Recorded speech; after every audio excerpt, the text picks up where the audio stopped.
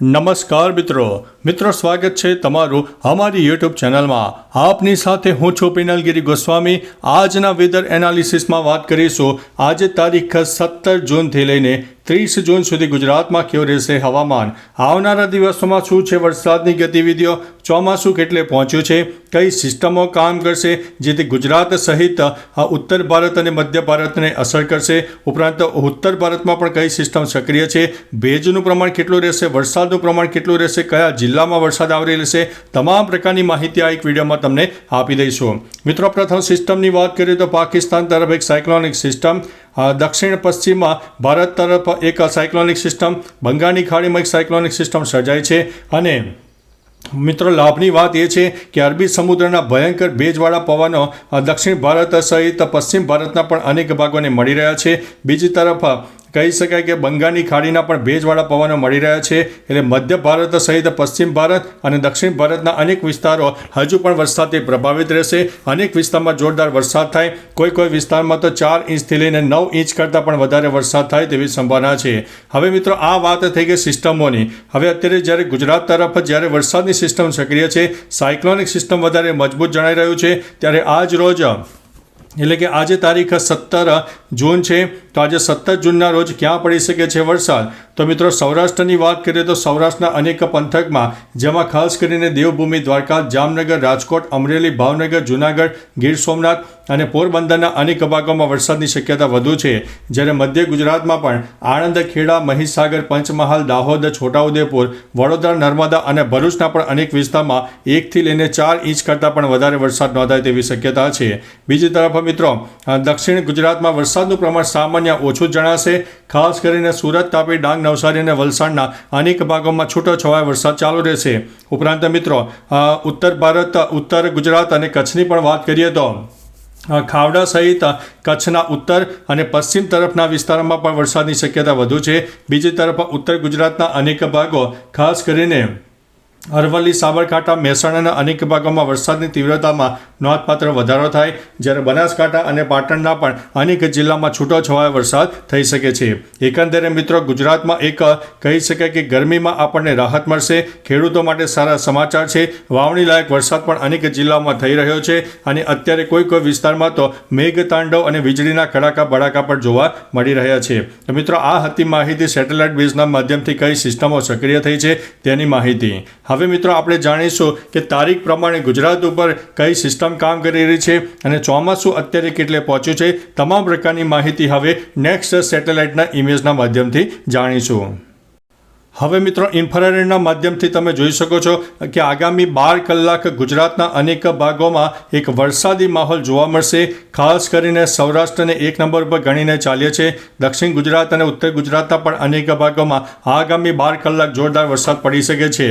ત્યારબાદ મિત્રો આગામી 24 કલાકની વાત કરીએ તો આગામી 24 કલાકમાં પણ ઉત્તર ગુજરાત હોય, ઉપરાંત મધ્ય ગુજરાત સહિત સૌરાષ્ટ્ર અને કચ્છના પણ અનેક ભાગો વરસાદથી પ્રભાવિત થાય અને દક્ષિણ ગુજરાતના પણ અનેક ભાગોમાં વરસાદની શક્યતા રહેલી છે। એકંદરે મિત્રો હજુ પણ આગામી 5 દિવસે ગુજરાતમાં જોરદાર વરસાદી માહોલ રહેવાનો છે। ત્યારે મિત્રો બીજી તરફ આગામી 2 દિવસની વાત કરી દઈએ તો આગામી 2 દિવસ પણ ગુજરાતમાં સાર્વત્રિક વરસાદનો માહોલ સર્જાશે। આપણે 1 નંબર ઉપર સૌરાષ્ટ્રને ગણીને ચાલવું અને 2 નંબર ઉપર હવે આપણે મધ્ય ગુજરાતને ગણીને ચાલીશું। ઉત્તર ગુજરાતના પણ અનેક ભાગોમાં વરસાદની તીવ્રતામાં નોંધપાત્ર વધારો થાય, કચ્છમાં પણ જે જગ્યા શુષ્ક છે તે આગામી 5 દિવસમાં અનેક જિલ્લાઓમાં સારામાં સારો વરસાદ થાય તેવી સંભાવના છે। ત્યારબાદ મિત્રો આગામી 4 દિવસની વાત કરીએ તો આગામી 4 દિવસ ઉત્તર ભારત સહિત મધ્ય ભારત, દક્ષિણ ભારત અને પશ્ચિમ ભારતના અનેક વિસ્તારો પ્રભાવિત થશે। દિવસે ને દિવસે વરસાદ વધશે અને દક્ષિણ ગુજરાતથી લઈને કેરળ સુધી વરસાદની ટફ રેખા જોવા મળશે। અરબી સમુદ્રના ભેજવાળા પવનો સર્જાશે, લો ક્લાઉડ ફોર્મેશન પણ સર્જાશે। એટલે મિત્રો તમામ પ્રકારના જે પરિબળો છે સારામાં સારા વરસાદ લાવવાના એંધાણ છે। બીજી તરફ મિત્રો હવે ધીમે ધીમે થંડરસ્ટોર્મ એક્ટિવિટી પણ વધશે, એટલે વીજળી થવાના પણ ચાન્સીસ વધી જશે, વીજળી પડવાના પણ ચાન્સીસ વધી જશે, એટલે થોડા સાવચેત રહેજો, એલર્ટ રહેજો। બાકી મિત્રો હવે નેક્સ્ટ 8 દિવસનું અનુમાનની વાત કરીએ તો આગામી 8 દિવસ ઉત્તર ભારત, મધ્ય ભારત વધુ એક્ટિવ થાય દક્ષિણ ગુજરાતથી લઈને કેરળ સુધીની જે ટ્રફ રેખા છે વધારે મજબૂત સર્જાશે અને ગુજરાતમાં એક સાર્વત્રિક વરસાદનો માહોલ સર્જાઈ જશે. અને ત્યારબાદ મિત્રો આગામી 8 દિવસની વાત કરીએ તો ઉત્તર ગુજરાત સૌથી વધારે પ્રભાવિત રહેશે. મધ્ય ગુજરાત પણ આગામી 8 દિવસ સુધીમાં સૌથી વધુ પ્રભાવિત થવાના એંધાણ દેખાઈ રહ્યા છે. તેની પાછળનું મુખ્ય કારણ છે કે મધ્ય ભારત તરફ એક મજબૂત સાયક્લોનિક સિસ્ટમ સર્જાશે અને આગામી 22 અથવા તો 23 જૂન બાદ ઉત્તર ગુજરાત અને મધ્ય ગુજરાતના પણ અનેક ભાગોમાં ભયંકર વરસાદ થાય. કોઈ વિસ્તારમાં તો 1 ઇંચથી લઈને 8 ઇંચ કરતાં પણ વધારે વરસાદ થાય તેવી સંભાવના દેખાઈ રહી છે. હવે મિત્રો તારીખ પ્રમાણે તમને જણાવીશું કે તારીખ પ્રમાણે ગુજરાતમાં વરસાદની શક્યતા કેવી રહેલી છે. તો તારીખ પ્રમાણે આપણે જોઈશું તો 17 તારીખનો તમે સેટેલાઇટ ઇમેજ જોઈ શકો છો. તે મુજબ 17 તારીખે તમે જોયું પ્રમાણે ઉત્તર ગુજરાત અને સૌરાષ્ટ્રના અનેક ભાગોમાં વરસાદી માહોલ સર્જાશે. 18 તારીખની વાત કરીએ તો 18 તારીખે પણ ઉત્તર ગુજરાત હોય, મધ્ય ગુજરાત અને દક્ષિણ ગુજરાતના અનેક ભાગો પ્રભાવિત થશે. જ્યારે કચ્છમાં પણ સૌરાષ્ટ્રમાં પણ ભલે સિસ્ટમ ન દેખાતી હોય પરંતુ ત્યાં પણ વરસાદી માહોલ આપણને જોવા મળનારો છે. ત્યારબાદ મિત્રો 19 તારીખે પણ ભલે સેટેલાઇટમાં ઇન્ફ્રારેડના માધ્યમથી ન દેખાય પરંતુ ગુજરાતમાં સર્વાત્રિક વરસાદનો માહોલ સર્જાશે. 20 તારીખે પણ તમે જોઈ શકો છો કે દક્ષિણ ગુજરાતથી લઈને કેરળ સુધી વરસાદની ટ્રફ રેખા આપણને જોવા મળનારી છે. મહત્વનું છે કે મિત્રો આપણને તારીખ 25 અથવા તો 30 તારીખ સુધીમાં એક વરસાદી માહોલ પણ જોવા મળનારો છે. ત્યારબાદ મિત્રો 21 તારીખે પણ મધ્ય ભારત તરફ વરસાદની સિસ્ટમ સક્રિય થાય જેની અસર ઉત્તર ગુજરાત, મધ્ય ગુજરાત અને દક્ષિણ ગુજરાતને થઈ શકે તેવી સંભાવના છે. ત્યારબાદ મિત્રો 22 તારીખે પણ ધીમે ધીમે વરસાદી માહોલ જોવા મળશે અને ગુજરાતના પૂર્વ તરફના વિસ્તારો પ્રભાવિત થાય તેવી સંભાવના છે. બીજી તરફ મિત્રો 23 તારીખની વાત કરીએ તો 23 તારીખે પણ મધ્ય ભારત એક્ટિવ રહેશે. દક્ષિણ ગુજરાતથી લઈને કેરળ સુધી વરસાદની ટ્રફ રેખા સર્જાશે અને ગુજરાતમાં એક સાર્વત્રિક વરસાદનો માહોલ જોવા મળશે. ત્યારબાદ મિત્રો 24 તારીખની વાત કરીએ તો 24 તારીખે પણ દક્ષિણ ગુજરાતથી લઈને કેરળ સુધી વરસાદની ટ્રફ રેખા જોવા મળશે. કારણ કે આ જે ટ્રફ રેખા છે લાંબા ગાળાની ટ્રફ રેખા રહેશે અને તેના લીધે થઈને મધ્ય ભારત પણ એક્ટિવ રહેશે. તેના લીધે થઈને રાજસ્થાન અને ગુજરાતમાં પણ વરસાદની હેલી જોવા મળશે. ત્યારબાદ મિત્રો 25 તારીખથી પણ રાજસ્થાન અને ગુજરાતના અનેક ભાગોમાં વરસાદની શક્યતા વધુ. 26 તારીખે પણ આ સિસ્ટમ છે એ અરબી સમુદ્ર તરફ જતી દેખાય છે અને 27 તારીખે પણ ધીમે ધીમે મધ્ય ભારત પણ એક્ટિવ થાય, સાયક્લોનિક સિસ્ટમ સર્જાય, અનેક વિસ્તારમાં જોરદાર વરસાદ થાય અને દક્ષિણ ગુજરાતથી લઈને કેરળ સુધી સહિત દક્ષિણ ભારતના પણ અનેક ભાગોમાં વરસાદની શક્યતા છે. 28 તારીખની વાત કરીએ તો 28 તારીખે પણ છૂટોછવાયો વરસાદ રહેશે. 29 તારીખે પણ છૂટોછવાયો વરસાદ રહેશે. 30 જૂનની વાત કરીએ તો 30 જૂને પણ મધ્ય ભારત સહિત દક્ષિણ ભારતના અનેક ભાગોમાં ફરીથી સાયક્લોનિક સિસ્ટમ સર્જાય અને તેની અસર 1 જુલાઈથી ગુજરાતમાં ફરીથી થાય તેવી સંભાવના દેખાઈ રહી છે. ત્યારબાદ મિત્રો 1 જુલાઈની આસપાસ પણ દક્ષિણ ગુજરાતથી લઈને અનેક ભાગોમાં વરસાદની તીવ્રતામાં નોંધપાત્ર વધારો થાય તેવી સંભાવના છે.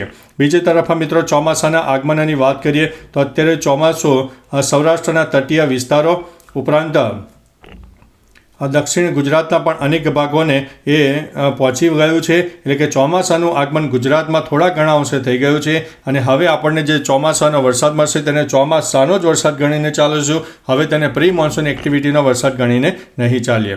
ત્યારબાદ મિત્રો હવે સેટેલાઇટ બેઝના માધ્યમથી અને રેઇન બેઝ ફોર્મેશનના માધ્યમથી પણ તમને બતાવવાનો પ્રયત્ન કરીશું કે ગુજરાતમાં વરસાદની શક્યતા કેવી છે. આપણે એક પ્લેબેકના માધ્યમથી ચાલુમાં જ તમને સમજાવવાનો પ્રયત્ન કરીશું. જોઈ શકો છો કે 17 તારીખે પણ ગુજરાતમાં એક વાદળછાયા વાતાવરણ સાથે લો ક્લાઉડ ફોર્મેશન અને સાર્વત્રિક વરસાદનો માહોલ સર્જાશે અને આપણે જણાવ્યું તે પ્રમાણે આગામી 72 કલાક ઉત્તર ગુજરાત હોય, મધ્ય ગુજરાત હોય, સૌરાષ્ટ્ર અને દક્ષિણ ગુજરાતના અનેક ભાગો પ્રભાવિત થશે. કચ્છમાં પણ છૂટોછવાયો વરસાદ રહેશે. ભલે કચ્છ તરફ વરસાદની સિસ્ટમ ન દેખાતી હોય પરંતુ કચ્છમાં પણ વરસાદની સંભાવના ચોક્કસથી રહેલી છે. આગામી દિવસો એટલે કે તારીખ 19 તારીખથી પણ ઉત્તર ગુજરાત સહિત અનેક ભાગોમાં વરસાદની તીવ્રતામાં નોંધપાત્ર વધારો થાય. અત્યારે જ્યારે રાજસ્થાન અને મધ્ય ભારત તરફ એક વરસાદની સિસ્ટમો દિવસે ને દિવસે વધી રહી છે ત્યારે અંદાજિત 21 અથવા તો 22 તારીખથી ફરીથી ઉત્તર ગુજરાત, મધ્ય ગુજરાત અને દક્ષિણ ગુજરાતમાં સારામાં સારા વરસાદના એંધાણ છે. કોઈ વિસ્તારમાં તો 1 ઇંચથી લઈને 5 ઇંચ કરતાં પણ વધારે વરસાદ થાય તેવી સંભાવના દેખાઈ રહી છે. મિત્રો મહત્વનું છે કે આગામી 10 દિવસમાં રાજસ્થાનના આપણા જે મિત્રો છે તેમને પણ જણાવવાનું કે રાજસ્થાનમાં પણ વરસાદી માહોલ જોવા મળશે. ખાસ કરીને યુપી અને એમપીમાં પણ વરસાદી માહોલ જોવા મળનારો છે અને ગુજરાતના અનેક ભાગોમાં વરસાદી માહોલ જોવા મળનારો છે. મિત્રો મહત્વનું છે કે 22 તારીખથી આ સિસ્ટમમાં નોંધપાત્ર વધારો થાય અને ગુજરાતને ચારે તરફથી જે સિસ્ટમો છે તેની અસર થવાની છે. એ અરબી સમુદ્ર હોય, બંગાળની ખાડી હોય કે મધ્ય ભારતની સાયક્લોનિક સિસ્ટમ હોય કે પછી ઉત્તર ભારતનો વેસ્ટર્ન ડિસ્ટર્બન્સ હોય, તમામ પ્રકારની સિસ્ટમો ગુજરાતને અસર કરવાની છે, જેના ભાગરૂપે થઈને ગુજરાતમાં એક સાર્વત્રિક વરસાદનો માહોલ સર્જાવાનો છે. બીજી તરફ મિત્રો ગરમીની વાત કરીએ તો આજે તારીખ 17 જૂન છે, તો આજે ગરમીનું પ્રમાણ થોડું રહેવાનું છે, પરંતુ ગરમીમાં આંશિક રાહત મળશે. ગરમીનું પ્રમાણ 31થી લઈને 35-36 ડિગ્રી સુધી મહત્તમ જોવા મળે. પવનની વાત કરીએ તો 10થી લઈને 25 કિલોમીટર પ્રતિ કલાકની ઝડપે પવન ફૂંકાય. પવનની ગતિમાં નોંધપાત્ર સામાન્ય ઘટાડો થઈ શકે છે. ત્યારબાદ મિત્રો તારીખ 25 જૂનની આસપાસ રાજસ્થાન અને મધ્ય ભારતના અનેક ભાગો પ્રભાવિત થાય, જેમાં ઉત્તર ગુજરાત, કચ્છ સહિત અનેક ભાગોમાં વરસાદની તીવ્રતામાં નોંધપાત્ર વધારો થાય અને તારીખ 24થી લઈને 30 જૂન સુધીનો જે સેશન છે તેમાં કચ્છ, ઉત્તર ગુજરાત અને મધ્ય ગુજરાતના અનેક ભાગોમાં જોરદાર વરસાદ થાય. દક્ષિણ ગુજરાતના પણ અનેક ભાગોમાં 1 ઇંચથી લઈને 5 ઇંચ કરતાં પણ વધારે વરસાદ થાય તેવી સંભાવના દેખાઈ રહી છે. મિત્રો મહત્વનું છે કે અત્યારે જ્યારે ચોમાસાએ ગુજરાતમાં એન્ટ્રી કરી લીધી છે, ત્યારે આગામી તારીખ 30 જૂન સુધીમાં સમગ્ર ગુજરાતમાં ચોમાસું એન્ટ્રી કરી લે તેવી શક્યતા છે અને ગુજરાતમાં આ વખતે મધ્યમ કરતાં વધારે એટલે 104% આસપાસ વરસાદ નોંધાઈ જાય તેવી શક્યતા છે અને એકંદરે ચોમાસું ગુજરાત માટે સારું રહેવાની સંભાવના દેખાઈ રહી છે. બાકી મિત્રો તમારા વિસ્તારમાં વરસાદી વાતાવરણ કેવું છે, કેટલા ઇંચ વરસાદ પડ્યો, વરસાદનું પ્રમાણ કેટલું છે, બફારો હોય, પવન હોય, ભેજનું પ્રમાણ કેટલું છે, તમામ પ્રકારની માહિતી નીચે કમેન્ટમાં આપજો, જેથી અન્ય મિત્રો પણ જાણી શકે. તો ચાલો મિત્રો ફરીથી હવામાનની લેટેસ્ટ માહિતી લઈને મળતા રહીશો. ત્યાં સુધી અમને રજા આપશો. નમસ્તે.